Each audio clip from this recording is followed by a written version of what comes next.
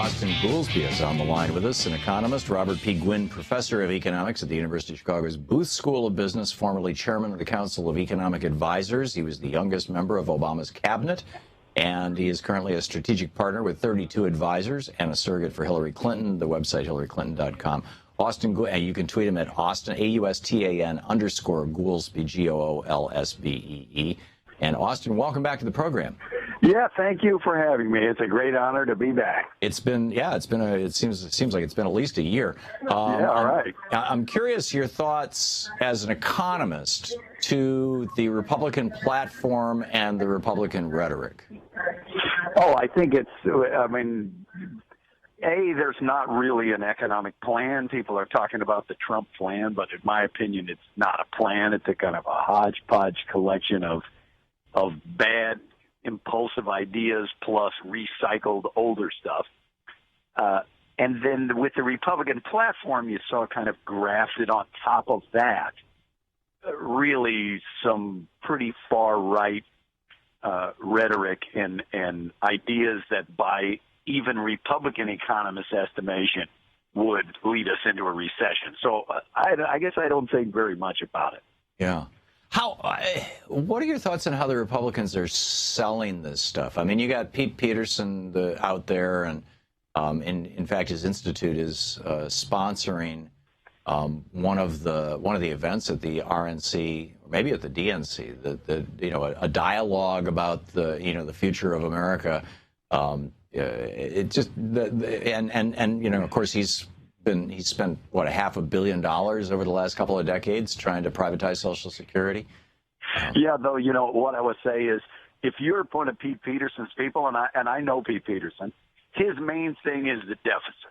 Right. And the thing is, Donald Trump's tax plan would, I'm not even making this up, add over the next 20 years $30 trillion to the deficit.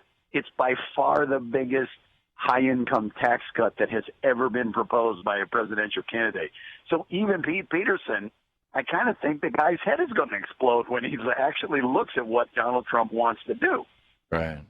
So if Trump became president and the Republicans continue to control the House and Senate, yeah, we got problems. Are we looking at the crash of 2017? Yeah, probably. I think there's a guy. There's a guy who was a McCain economic advisor, Mark Zandi, who's a pretty straight shooter. They gave to him. He went and looked at all the components of the Trump plan and said, if we did this, what would happen? And remind you, this guy's a Republican. He said we would lose 3.5 million jobs, and it would send us into an extended recession right away. Wow. As I say, this is not part of. These aren't Democrats attacking the plan. These are his own Republicans. So I don't think it's a coincidence that the Republican governor of Ohio, refuses to attend the convention. The past two presidents and the past two Republican nominees who did not win the presidency, they're all refusing to come to the convention. Nobody wants to have anything to do with the Trump brand. Well, but is that, I don't think that, respectfully, I don't think that's because of the economics. I think, they're all, in lockstep on this kind of Reaganism tax cut, fervor. And Trump's tax cut proposal, of course, would really, really benefit him and the billionaire class. But I think that they're a little freaked out that he's saying out loud what they've been saying in code for 40 years. That's probably a good point. As I said, early on when people say, how is this Trump thing catching on among Republicans? And I said, well, it's because Donald Trump is scratching a certain itch that the Republican primary electorate, has. But we can all agree there are some itches you really shouldn't scratch in public. Yeah. And Trump is absolutely one of those. And so I think the more, look, your mom had the old, it's only funny till someone loses an eye. This thing is only funny until you actually think, wait, hold on a second. This guy could become president of the United States. Do we really want to?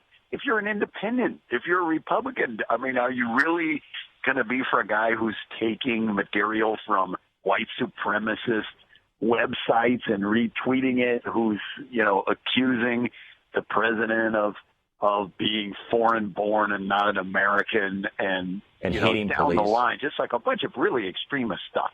Yeah. Yeah, and now he's saying, all you have to do is look at President Obama's body language, and you get it, that there's something going on there, implying that President Obama hates police officers. Yeah, and implying, previous to this one with the police officers, which is an outrageous charge. Yeah. Back up to the act of terror in Orlando, and he was clearly insinuating that the president was sympathetic to terrorists and that something was going on. He used that same kind of phrasing, something's going on that he's not telling us about. Right. It's crazy. Yeah, this is the, it used to be kind of the crazy aunt or uncle, kept in the attic, and now they're running the house. In fact, to take over the White House. Yeah, they're standing out in front of the house with a sign. I mean, it's so. Wow, we've got about a minute left here, Austan. It seems like the best disinfectant is sunlight here. We just need to be continually exposing. I think that's true. What I said is the most damaging thing to Donald Trump and his plans is simply his own words. Just tell people what he actually supports and what he has actually done with his own business in his own business career. And suddenly you see those people who have some interest in him, you see that interest dry up. They're like, whoa, wait a second. Are you serious? He didn't pay his own suppliers. I am concerned, though, that, in fact, some of Hillary's ads right now, which are pretty horrible to people like you and me, to many of Trump's base, they may be very appealing. I hope that I'm sure you're right. I hope she can start running positive ads about what she's going to do. I'm really looking forward to those.